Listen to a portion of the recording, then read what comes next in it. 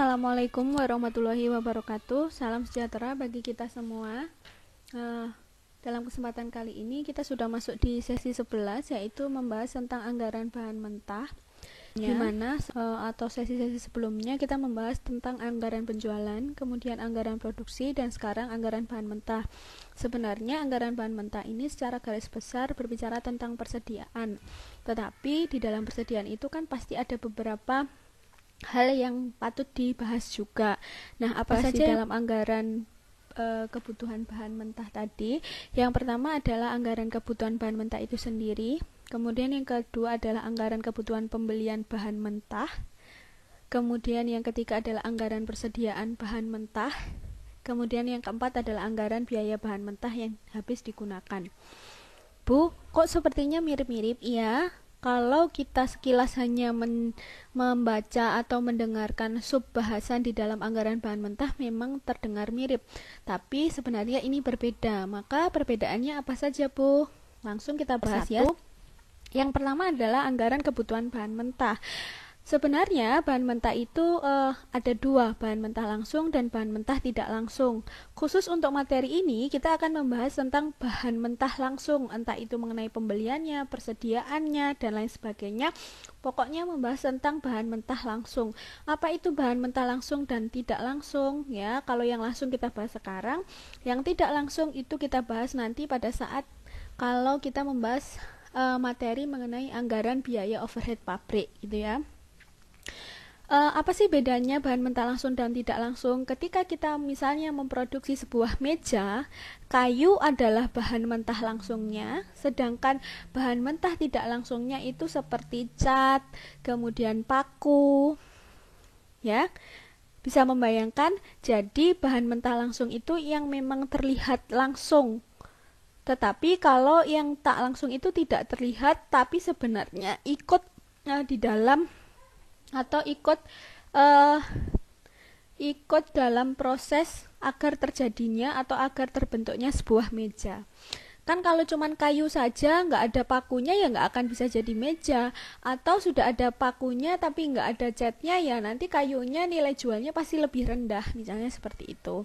Nah, itu adalah penggolongan bahan mentah berdasarkan keterlibatannya di dalam sebuah produk gitu ya, ada yang langsung dan tidak langsung. Saya ulang kembali bahwa untuk yang materi dalam sesi ini anggaran bahan mentah kita membahas tentang bahan mentah langsung. Nah, untuk merencanakan jumlah fisik bukan nilai rupiahnya.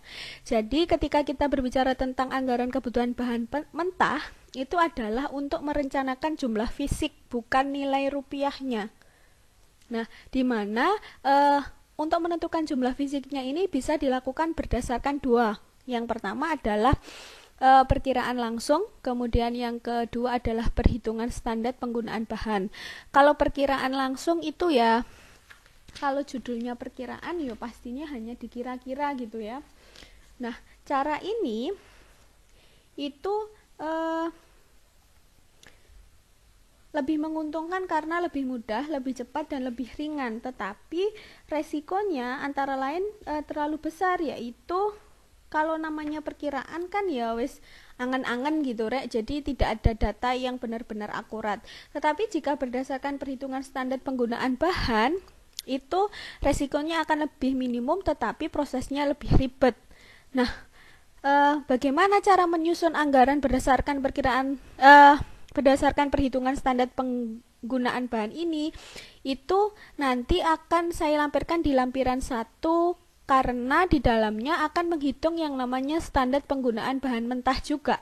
Kenapa? Karena di dalam anggaran kebutuhan bahan mentah itu terdapat 5 hal yang wajib ada. Yang pertama adalah jenis barang yang dihasilkan, jenis bahan mentah, kemudian bagian-bagian yang dilalui dalam proses produksi, kemudian yang keempat adalah standar penggunaan bahan mentahnya, waktu penggunaan bahan mentah. Yang dimaksud dengan standar penggunaan bahan mentah itu misalnya kalau bikin nasi goreng jangan nasi goreng, meja tadi. Kalau mau membuat meja dengan ukuran misalnya 1 meter kali setengah meter, itu kita butuh satu pohon kayu jati misalnya ini ya. Tetapi kalau kita mau membuat satu meja dengan bahan kayu selain jati, bisa jadi membutuhkan 2 pohon. Itu maksudnya standar penggunaannya. Atau yang lebih sederhana, misalnya tadi ketika kita membuat nasi goreng, ada yang standar penggunaannya itu pakai 2 telur, ada yang standar penggunaannya memakai 1 telur saja, misalnya seperti itu. Nah, untuk anggaran kebutuhan bahan mentah akan ada di lampiran 1 yang akan saya lampirkan pada sesi ini. Kedua adalah anggaran pembelian bahan mentah. Kalau tadi yang pertama anggaran kebutuhan bahan mentah hanya berbicara tentang jumlah fisiknya, nah yang ini kita juga masih jumlah fisiknya sih ya, tetapi sudah melibatkan beberapa nilai apa? Biaya pemesanan dan biaya penyimpanan. Apa itu biaya pemesanan dan biaya penyimpanan? Saya akan jelaskan. Jadi EOQ itu adalah Economic Order Quantity, jumlah paling ekonomis ketika kita melakukan pembelian. Ya, ketika perusahaan mau memproduksi, misalnya ya, memproduksi meja tadi, berarti kita harus mempertimbangkan berapa jumlah kayu yang akan kita beli sebagai bahan mentah. Terbuat bahan mentahnya kayu, kemudian bahan jadinya adalah meja, maka berapa jumlah paling ekonomis ya yang harus kita order, jumlah kayu yang harus kita order ya, yang paling ekonomis. Ekonomis itu berarti artinya adalah yang paling minimum biayanya.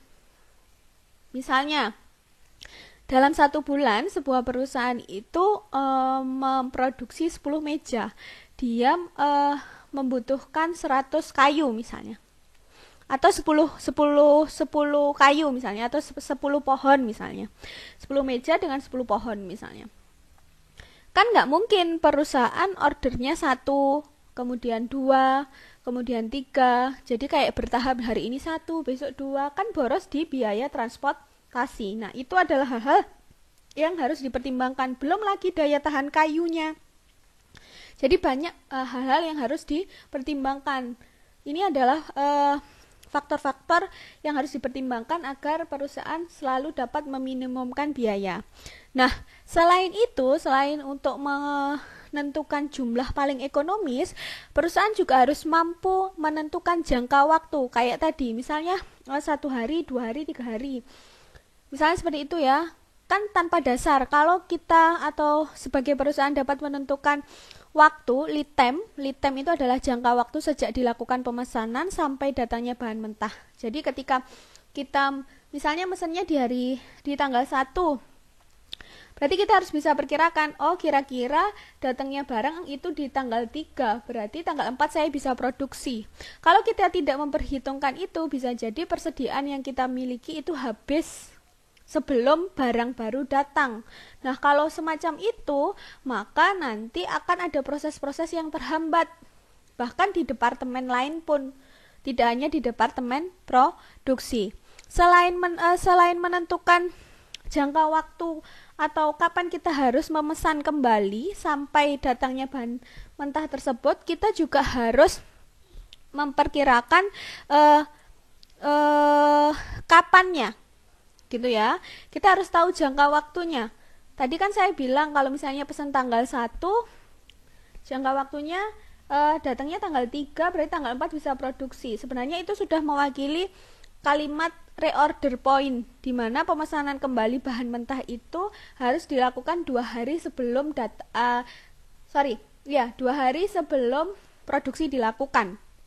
Karena tadi pesannya tanggal 1, kemudian produksinya tanggal 4 karena perkiraan datangnya datang tanggal 3. Misalnya seperti itu. Nah, kenapa sih ketiga hal ini harus diperhatikan?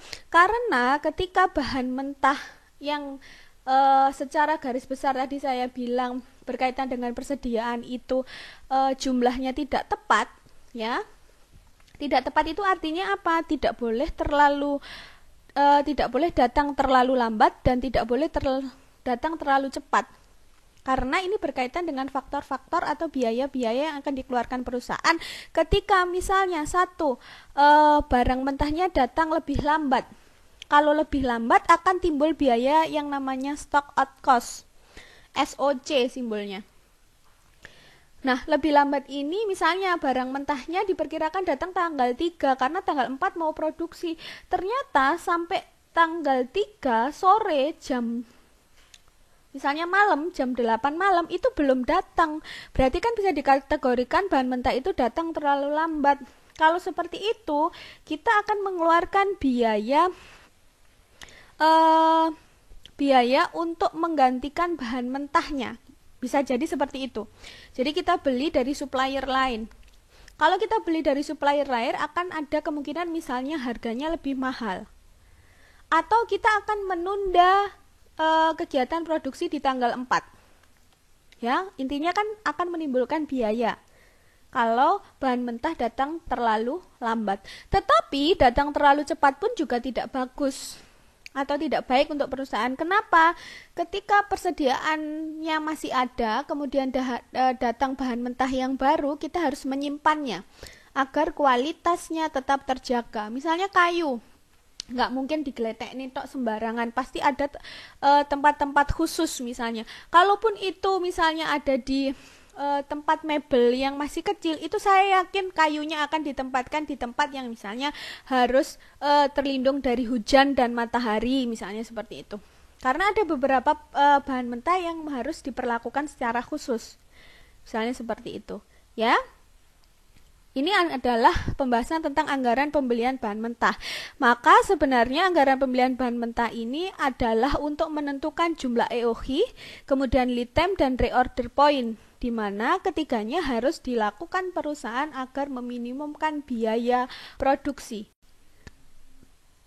Kalau biaya minimum, maka pasti estimasinya atau perkiraannya keuntungannya akan optimum. Bukan maksimum ya, optimum ya.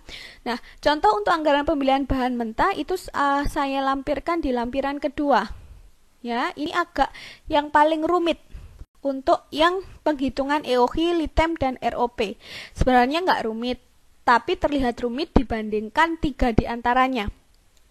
Ya, karena nanti akan ada 4 lampiran. Karena ada anggaran bahan mentah tadi ada 4. Yang pertama kebutuhan bahan mentah, pembelian bahan mentah, persediaan, dan yang terakhir anggaran biaya bahan mentah yang habis digunakan. Nah, adalah anggaran persediaan bahan mentah.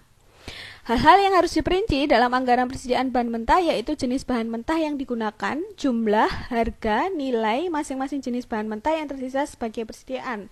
Ini akan saya berikan contohnya di lampiran ketiga. Ini sangat sederhana. Jadi kalau urutannya sampai poin 3 ini, yang paling sederhana adalah yang ini, kemudian sederhana yang kedua poin nomor 1 tentang anggaran kebutuhan bahan mentah, kemudian poin yang paling rumit itu di poin yang kedua. Nah, 4 itu adalah anggaran biaya bahan mentah yang habis digunakan. Ya, memang tidak semua bahan mentah itu akan habis digunakan karena pasti perusahaan itu menghitung yang namanya persediaan akhir dan persediaan awal, gitu ya.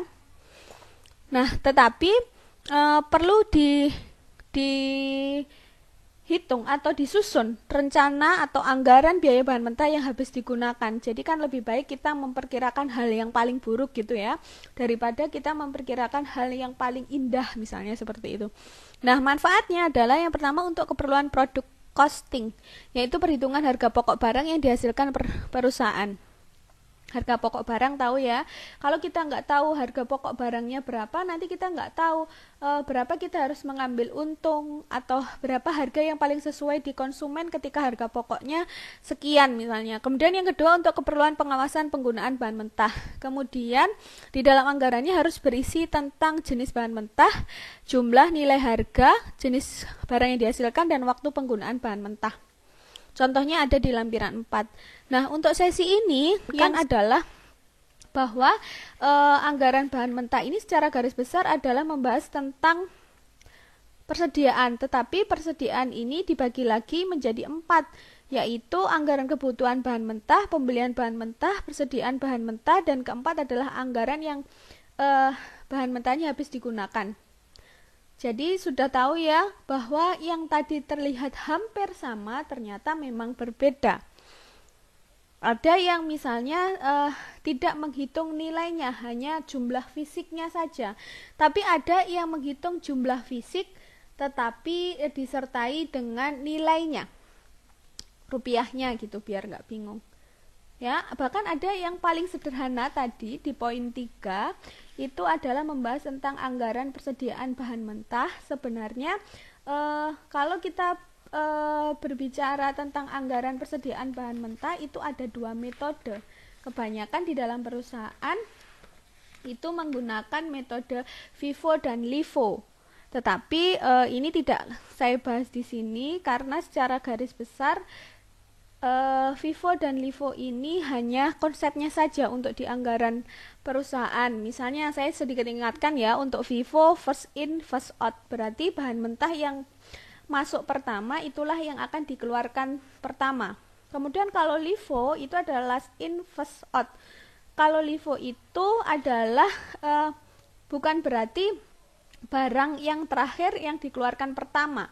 Tidak seperti itu, tetapi tetap barang yang terakhir masuk, barang pertama masuk itu yang bahan mentah yang akan dikeluarkan. Hanya saja yang dimaksud last in first out itu adalah harganya. Jadi harga bahan mentah yang terakhir itu dijadikan patokan sebagai harga bahan mentah yang keluar. Seperti itu.